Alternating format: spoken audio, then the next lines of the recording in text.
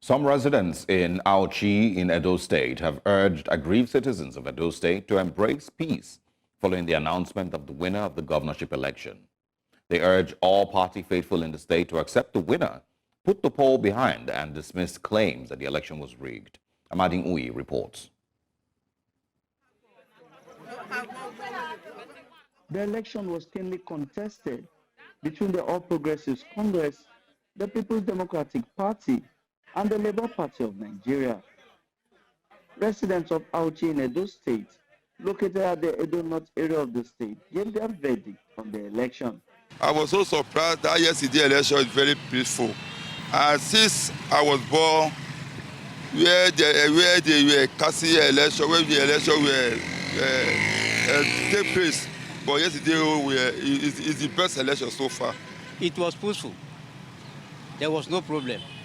Everything went fine. This election was so sweet and successful, and no fight, no cheating.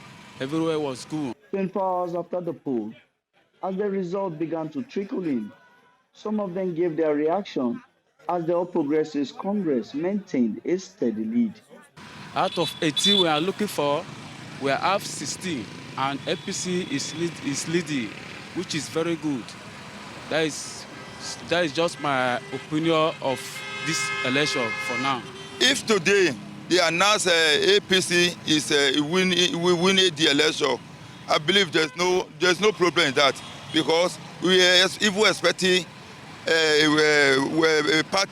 one party will win the election before. Two parties will not win the election. It's only one party will win the election. While the People's Democratic Party claimed the poll was being rigged at the collation center located at the Commission's headquarters in Benin City, those in Auchi dismissed the allegations. That is a lie. We are APC here. Around this community, many people voted for the APC. We don't have any problem. We don't have any fear for that. They urged aggrieved persons to embrace peace, accept the winner, and put the poll behind. There's no need where person will make trouble or where person will be fighting each other, because we are brother and sister in the community. Nigeria's electoral body has announced the All Progressives Congress as the winner of the 2024 Edo Governorship election and beating its closest rival, the People's Democratic Party. In Auchi, Edo State for News Central, I am Amading Uyi. And of course, very interesting report there, showing that the turn of the elections and, of course, the reaction of some people in Auchi, in Edo North, local government area of Edo State. We, of course, are joined this morning by Amading Uyi, who, of course, carried out that report. Good morning, Amading Uyi. Thanks for waking up super early and joining us this morning. Quickly share, with us, what your experience was on Saturday.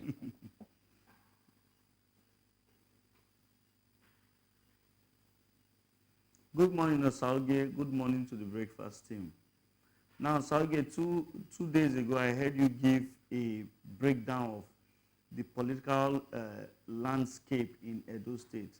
A lot of people who don't live in Edo State don't understand. So it's Edo State, right, for a very long time has not been dominated by one party.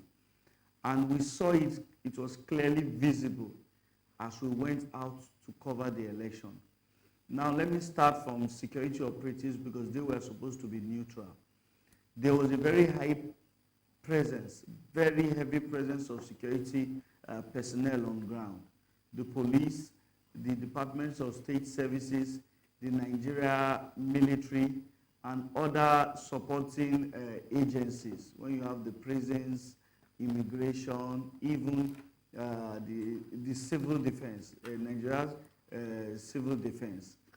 So what we had, or what we saw on ground, was that the major federal highways, the major federal corridors were mainly manned by military. So what happened was there was very limited movement. Why also the police also had personnel manning several checkpoints at several junctions. I covered the Edo Central area. I moved from Ekoma to Irua to Uromi. There are several communities. We had Iruepe, Ugwebe, and those others all in the Edo Central area. But I covered 3, Ekoma, Irua, and Uromi. And Uromi is the second largest community in Edo State after Benin, after the state capital. From there, we now moved over to Edo North, moved to Auchi. Auchi is the largest in Edo North. It's like the headquarters of Edo North. From Auchi, we moved to Iyamo, where the former governor, Adams Oshomole, comes from. From Iyamo, we moved back to Auchi and then settled at Ekuma. So you see that the movement, we passed through major federal highways, and they were all barricaded. In fact, from Uromi to Auchi, that is not meant to take more than an hour, took us close to 3 hours, because the military had blocked the major highway at Auchi. So all those trailers coming from the north, bringing fuel and foodstuff, they could not move through. And those ones either going to the north, they could not continue on their journey. So that was how heavy security was on that day. We also observed that there were police personnel at the different polling units. We did not reach a polling unit that we saw less than 3 police personnel. Yeah. They were all there. Some were watching the exercise.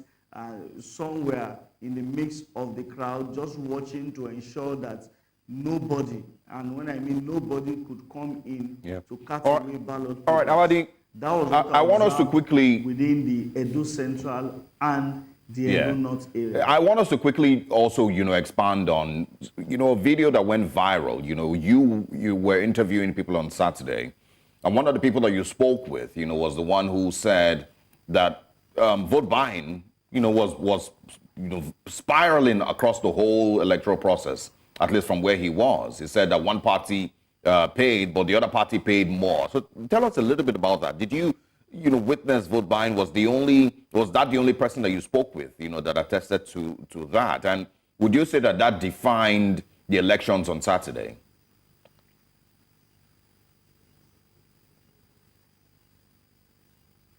Okay, Sauge, first of all, it was not just one person. We first spoke to a gentleman, a voter, who told us on the election day when we were at Uromi.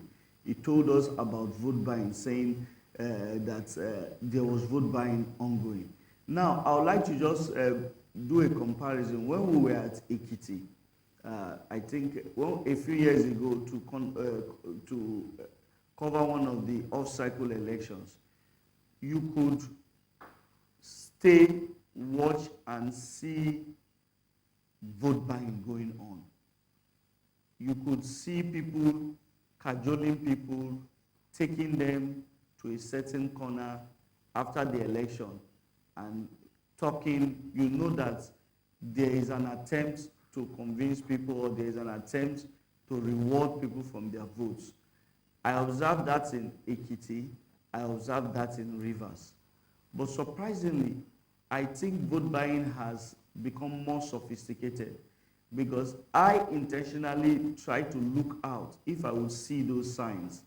And I am telling you, Salge, I did not see it. It was one of the voters who came to me and told me that there is covert vote buying ongoing. And I asked him, there are a lot of security operatives here. Why are they not doing anything? He said they don't even know.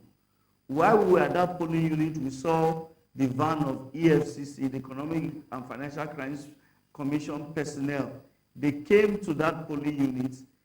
They also were looking for those engaged in vote trading, buying and selling. But they did not see anything. But the young man who just cast his vote told us, he said it's so sophisticated and covert that everything has been worked out. Then yesterday when we were getting reactions, I met another young man who even said he's an agent of the Labour Party. And he told me clearly, he said the vote trading, that is vote buying and vote selling, was very, very visible among the voters.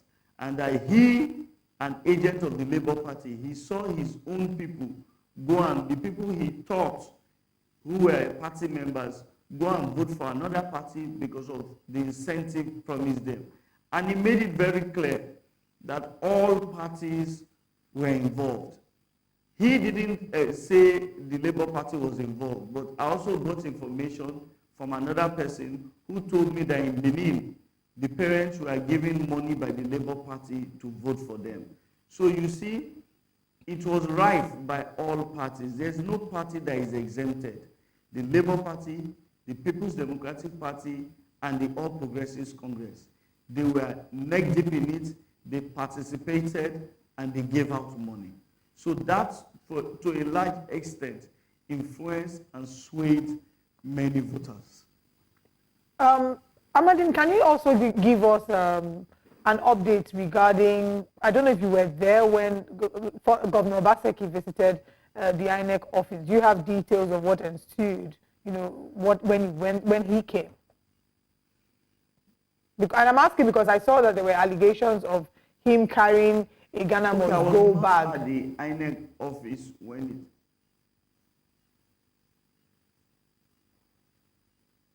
okay, I was not at the INEC office when he got there, but the pictures and the videos are already everywhere. And a lot of people, when he did that, a lot of people felt that because every party has their own collation center. So for him, many people assume that for him going there at that time and at that hour, it was like they had already seen the handwriting on the wall from their own collation center. Remember that during the poll, at a certain point in time, if you follow Twitter, follow social media, you saw that a lot of his aides began posting pictures and claiming his candidate had won. But if indeed that was true, then there was no need for him to have visited the collation center. And so many people felt that it was a last and desperate attempt to see how he could sway the officials in charge. But whatever it is, many people condemned it, though that cannot be verified because the governor himself said that he went there to find out why collation had stopped. It is up to him, his conscience, and the officials to come out clean on whatever happened. But what we know was that he got there, he was not given face, he was not attended to by the INEC officials that were there, and he left. All right. Amadine Uyi, thank you very much for your time with us. We'll keep getting updates regarding the elections in Edo State, but thank you for your time with us this morning.